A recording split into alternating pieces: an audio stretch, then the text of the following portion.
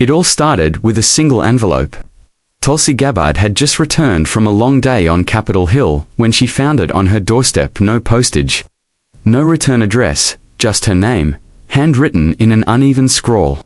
The paper inside was even stranger: grainy photos, receipts from obscure non-profits, and a note that read, "The truth is buried beneath the veil of charity. Dig deeper." Tulsi sat down slowly, her instincts screaming. In her years as a soldier, a congresswoman, and a truth-seeker, she had come across her fair share of political mud, but this was something else, something raw, something impersonal. The envelope had triggered a memory she'd buried years ago. It was during her early years in Congress, when she was still trying to navigate the murky waters of Washington, D.C., that she'd been invited to a quiet fundraising dinner hosted by one of the most influential political couples in America, Bill and Hillary Clinton. The night had seemed ordinary: blazers, pearls, polite laughter echoing through a Georgetown mansion, but what stuck with Tulsi was the awkward, distant interaction between Hillary and Bill. They didn't speak to each other unless prompted.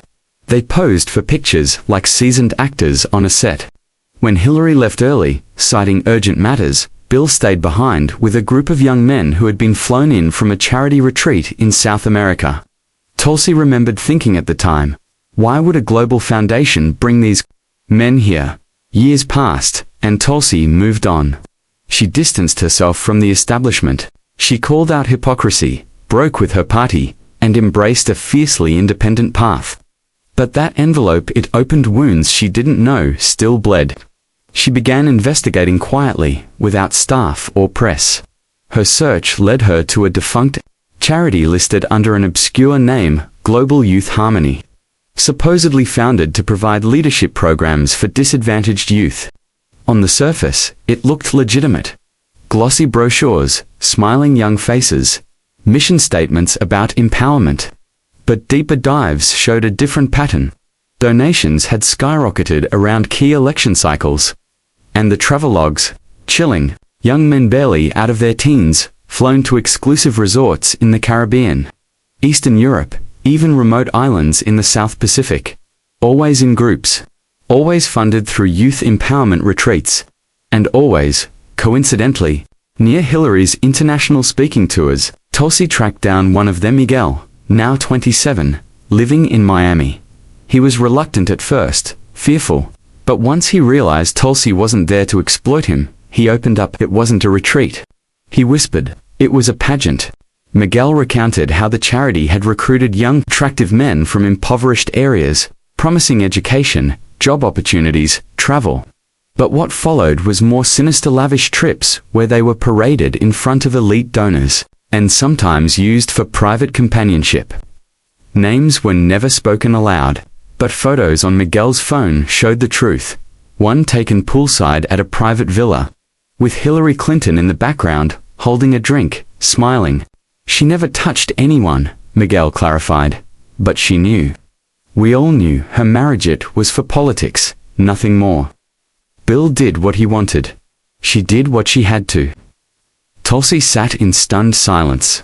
She wasn't shocked by corruption that was practically currency in D.C. What tore at her was the betrayal of those young men's trust, of all the people who should have known better, and of a nation that had elevated its leaders without asking hard questions. She brought the evidence to an independent journalist she trusted, Aaron, an old friend from her days in Hawaii.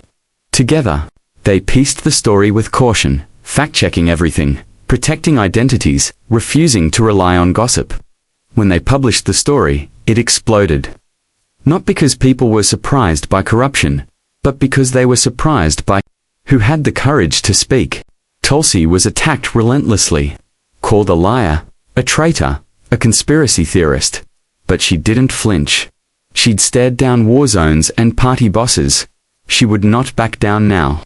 Then came the most unexpected part. In the wake of the scandal, other voices emerged. Young men who had stayed silent for years began to speak. Former charity workers leaked internal memos. A former Clinton aide even confirmed suspicions anonymously. It was all optics. The marriage, the charity, everything. Power was the only real commitment. Hillary, for her part, denied everything. Another smear campaign, she called it. But the damage had been done. Investigations began, donors pulled support, and foundations quietly shut down. Through it all, Tulsi never claimed victory.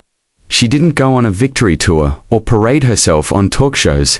She simply continued doing what she always had, speaking truth to power. And in the end, the story wasn't just about Hillary or a fake marriage or stolen charity money.